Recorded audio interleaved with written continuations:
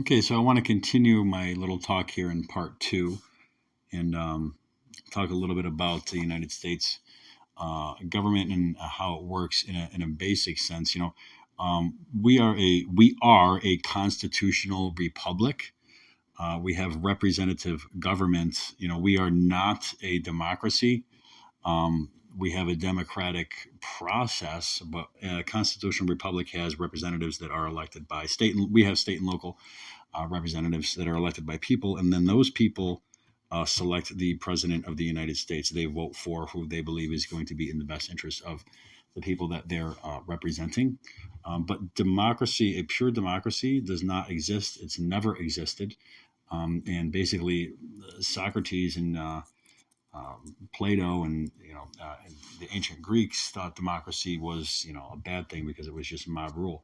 It's not entirely a bad thing, but representative government that we have has proved to be very, very successful. We are a constitutional republic. We are not a full blown um, democracy. People get really hung up on on this idea, and they don't know how the electoral college really works. And the electoral college is put in place in order to balance out the political power and the voices of people across the country, because there's such a disparity in the population of states that there could be overages during an election. Let's say there's 60 million. There is in fact 60 million people in California. So if there was 100 million people that voted for each party in all of the United States, that 60 million, let's say 50 million people voted one way in California, that would that would make the winner the party that was basically decided by California. And this is an example, and this is also essentially how it works in France. Basically, Paris and Toulouse elect the president every time.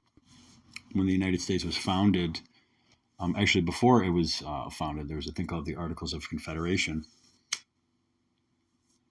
which was basically the law of the land. And when we were incorporated as a country, there's a set of writings that were submitted to the Continental Congress called the Federalist Papers, written by early founding fathers: Alexander Hamilton, James Monroe, Madison, etc., and so forth. That gave examples of why we needed a new constitution based on Greek and Roman examples that were given in the Federalist Papers. Not very exciting to read, but necessary if you really want to study American history.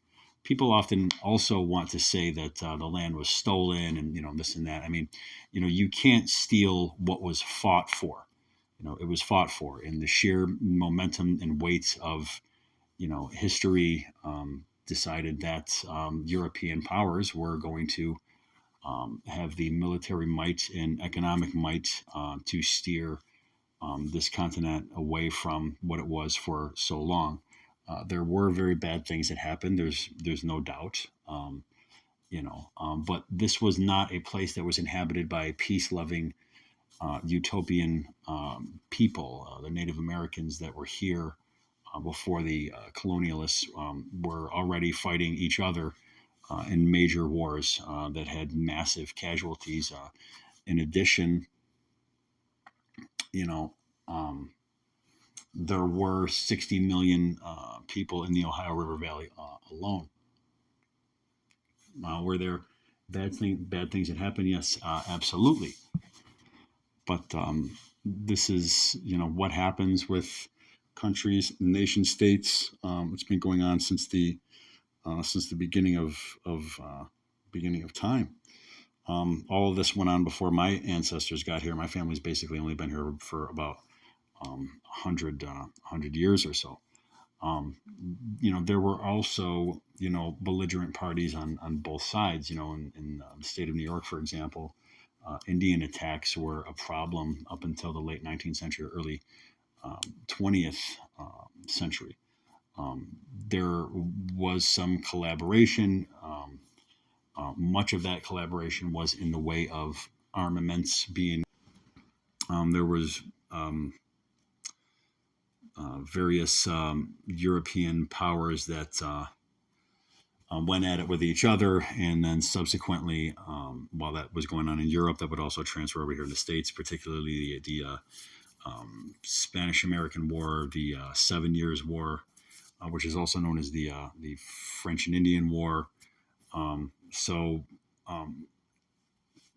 English speaking is widespread, is the primary language of the United States, because this is where the Crown, British Crown, originally won out. But if you go, 4 hours north from New York, it's territory that the French won out. So everybody speaks French.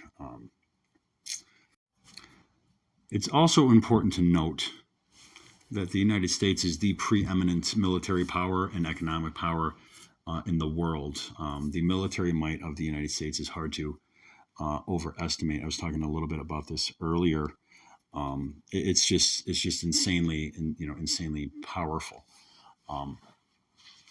And the budget for the military is just enormous. I mean, we're way ahead of any other country in military spending, and we can also sustain troops at a long distance for long periods of time. The geography of the United States, where the United States is placed, is also provides another layer of security. It's very, very hard to get to. You have to cross the Atlantic Ocean or the Pacific Ocean. It's also connected to Mexico and Canada as well. And there are various reasons for Mexico and Canada not being as powerful or as successful as the United States. A lot of this has got to do with free market economics and the development of social structures that come out of the countries that took hold of these areas.